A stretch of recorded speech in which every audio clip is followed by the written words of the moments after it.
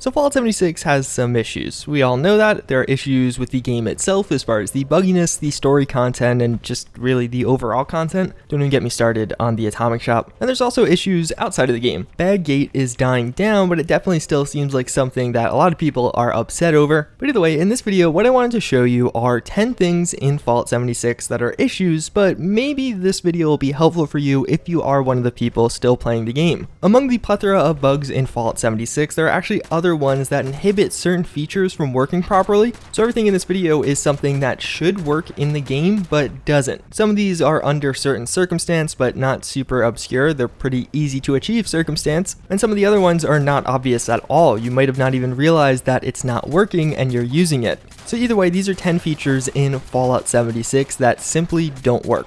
So at first, we do have several perk cards that literally just don't work or don't work as intended. There are several perks in Fallout 76 that allow you to repair a weapon to over 100% condition. If you've seen weapons in this game, you'll realize that they do have a condition bar now and they can break after extended use. If you do have high intelligence or the perks Weapon Artisan or Fix It Good, it does actually allow you to repair and create weapons that will have durability over 100%, except it doesn't. At the max rank of these perk cards, you would technically have 200% durability, so it would take twice as long to actually have that thing break, but in reality, after taking damage once, it'll just instantly reduce it down to 100% durability, just like a normal item. So as of right now, they effectively do nothing. They give you one extra hit that you otherwise wouldn't have, even if you have the max level of them. But it doesn't end there. There's actually more in this category. So the perk Traveling Pharmacy is meant to actually make it so chems are reduced in weight in your inventory, except it seemingly doesn't affect all of the chems. On certain consoles, people even report that Stimpacks aren't reduced by this, even though in the perk card's description it says it includes Stimpacks, but also for some reason RadAway is not included. This seems immensely random, especially because RadX is included. If RadX is included, how would RadAway not be counted as a chem in the game? As of right now, it just seems like an oversight. It's actually been there since day one of the beta and just continued along even through all the other bug fixes. And then finally, the perk card Luck of the Draw doesn't work either. This is one that's basically going to give you a random chance to fully repair your weapon when you fire it on an enemy, except it doesn't actually do that. Sometimes it will show the visual indicator as if it did just activate, but when you check your weapon, you'll realize nope, nothing changed. It's still just as broken as it was before. The Traveling Pharmacy perk card still does have a lot of value because it does reduce the weight of a variety of different things, even if for some reason it left a few things out. But all these other perk cards are pretty much worthless, and if you are using them or if you do have them, I would deactivate them immediately because they do basically nothing. So another glitch that is just hilarious: if you do too much damage in this game, then you do no damage. Yeah, no, seriously. So I actually had a viewer send me this happening, and it's mostly occurring among high level players, naturally because they tend to have the highest damage weapons and the most perks to enhance damage.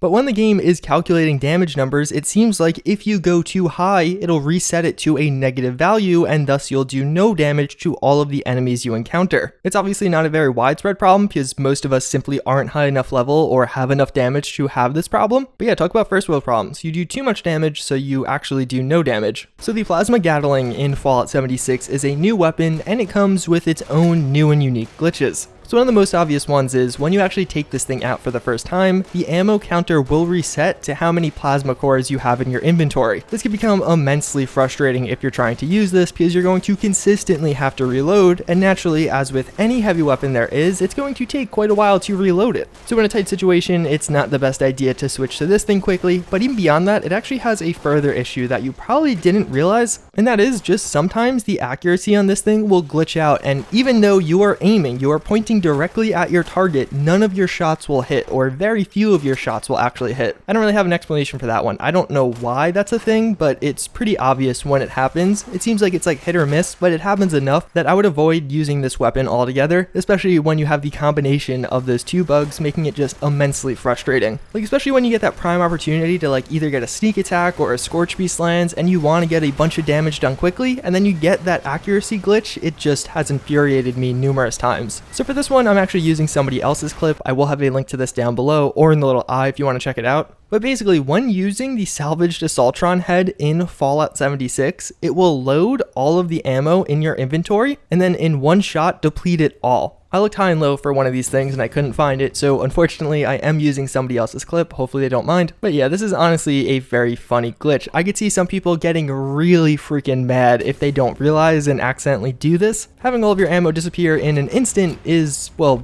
really bad. Honestly, this weapon in and of itself isn't that good, so I would just avoid it altogether. I'm not really sure how this glitch made its way in, especially considering the Assaultron head was a weapon in Fallout 4. It worked fine in that game, I don't really know. So this one's a bit more specific, but if you do have the mutation herd mentality, which basically makes it so you have +2 to every single special stat when in a group, and then when playing solo you get -2, you no longer have the ability to share perk cards with your group. So this is kind of funny because it's a group focused mutation, you have to be in a group to use it, but it actually takes away one of the most powerful aspects of being in a group, that with perk card sharing. And yes, that is super powerful. Take advantage of it if you're not. For some users, they report that it actually shows visually, but the effects don't take, so other members won't actually have the bonus of those perk cards. And other people mention they don't even get the visual aspect. When they actually try and share a perk card, the share button is just grayed out, despite the fact they have their necessary requirements. One of the more obvious ones, and one you probably have noticed isn't working, is quick play on holotapes. So when walking up to a holotape now, if you try and click the R key on PC to just load it in and start it playing, it just doesn't. It technically will be playing, you just can't hear anything. It's a fairly easy fix. You just go into your inventory and de-equip it, then re-equip it. But this is one of those bugs that was present in the beta. It's something that most of us experience, like if you play the game, because holotapes are pretty common. And it worked at one point. It was one of the patches that broke it. I just can't believe it hasn't been patched now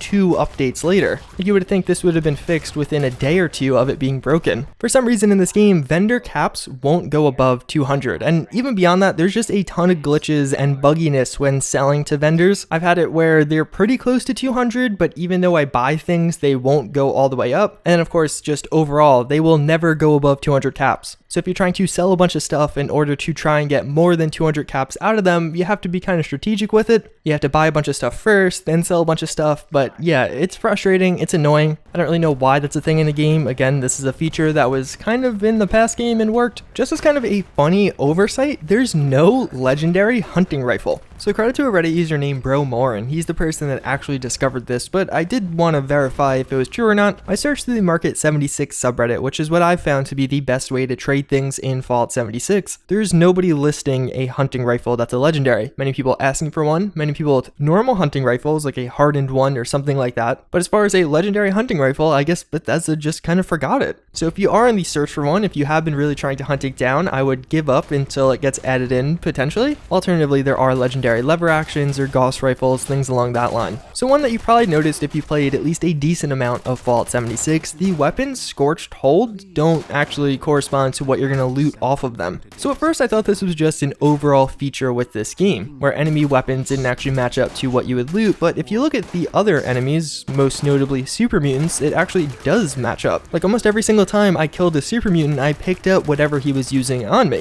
It really just seems like it's an issue with the Scorched, which is really annoying because there's been a ton of times they're using a cool weapon, I'm like, oh, I want that weapon. You go to loot them and you get something crappy like a sickle. This is another one of those things that's been in the game for a really long time. Will it get fixed at some point? Maybe, but probably not anytime soon. And then last but not least, serums just don't apply most of the time. So if you're unaware, mutation serums are something that you could actually get from the Enclave when you gain access to the White Springs bunker. You can buy them for the high price of 4,800 caps, and yeah, they just pretty much don't work. Most people have tried to apply these and it never actually applies. Doing some reading around for this one, I've also found not one single account of somebody successfully using a serum in this game. I found a lot of accounts of people being pissed off they couldn't use it. If you have actually been able to use one, I'd love to know. Let me know in the comments down below. But even still, then let's just say it's a 50-50 shot that your 4,800 caps will be used successfully. That's pretty much going to wrap it up for this video, but one thing I do want to mention, because I could see some people getting annoyed, one of the big reasons I wanted to make this video is for awareness, both from Bethesda and actually from the community, because I've noticed a lot of people probably don't realize some of these things don't work. Some of them I didn't realize.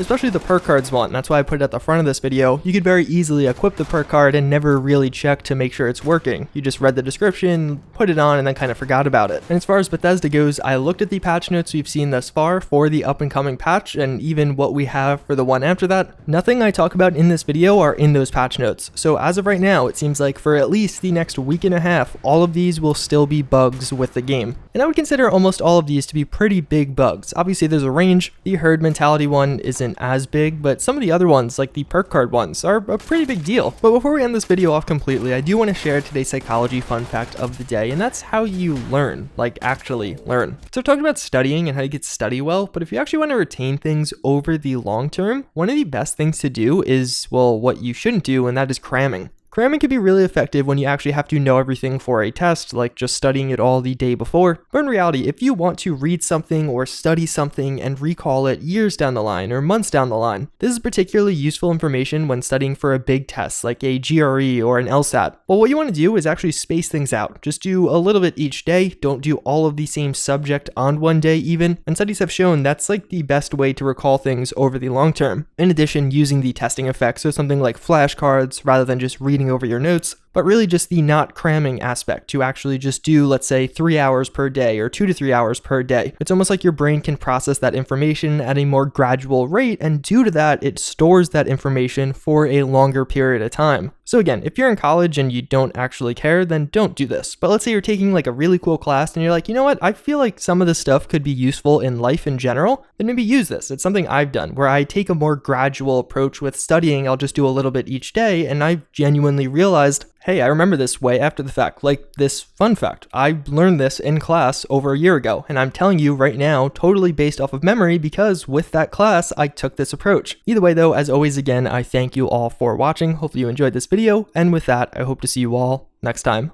Later.